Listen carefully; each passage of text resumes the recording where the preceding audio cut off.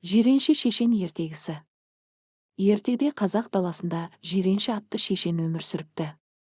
Ол байда, батырда болмаған, бірақ ақылымен, тапқырлығымен елге танылған екен.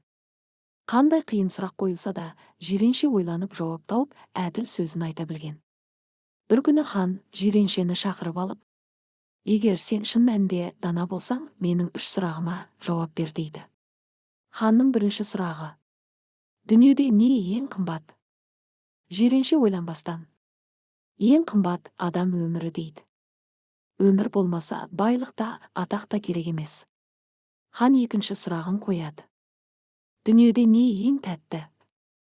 Ең тәтті адал еңбекпен тапқан нан деп жауап береді жиренше. Ол адамның бойына күш пен қуат береді. Хан үшінші сұрағын айтады: ал дүниеде не ең жаман? Жиренше сәл ойланып: ең жаман әділетсіздік дейді. Әділет жоқ жерде ел бұзылады, халық азат.